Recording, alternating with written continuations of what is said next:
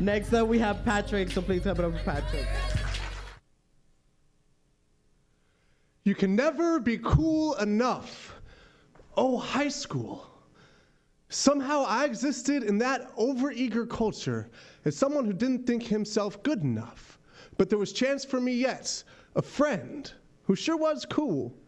Being seen next to him might boost my popularity in this vastly important teenage ranking system. Somehow he had mastered all the carefully planted nuance in this elusive game of I'm the bomb. What was his secret? Be a rip jock, hanging at the beach with drunken shit talk while being sure to be seen flirting with all the hotties. But the secret runs deeper. To be cool in an upper middle class, Southern California, whitewashed high school, you have to be a dick. Have to be able to create demons out of people hanging on the bottom rung. And in a world where respect is determined by who's boning the most bitches, the demons are those who may swing you to play for the other team. In my high school, the basement of popularity was inhabited by gay people, or those thought to be gay. And this cool friend of mine would call out with acidic spittle, faggots, homos, queers, they do what?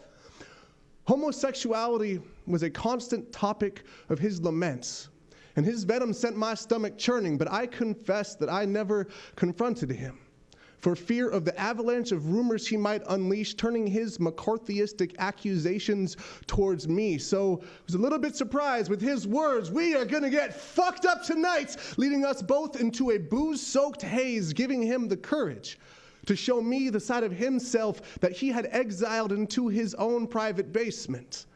I didn't expect to drink so much that night I would pass out on the floor and wake up to spitting twilight flickers of a television-lit room and him masturbating in the corner, facing the walls, back turned to me, back turned to what he really wanted.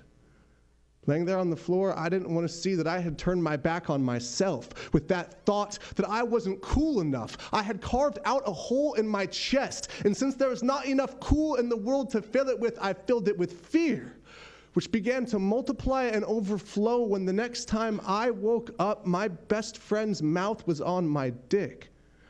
I clamped my eyes shut, pretending to be passed out.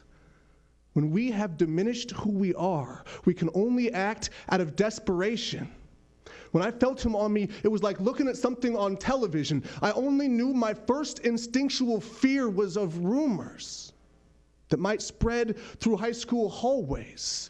I choked back cringes. My body felt like a mannequin with malfunctioning pleasure sensors, leading me to wonder for the rest of high school if this meant that I must be gay. To keep this on the DL, I severed the tendons of emotion, wouldn't call it rape for 10 years. Not until a week before writing this poem. I never confronted him.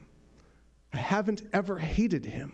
I saw how so many of us live inside of a mirage, carefully crafting our personas to buy into some myth of coolness, a myth that shreds people over cheese graters, to make us consumable enough to fit into the popular conception of what a guy should be, and that's what keeps fucking with me. We are all born perfectly righteous. Him, me, and everyone are far more real than cool could ever be.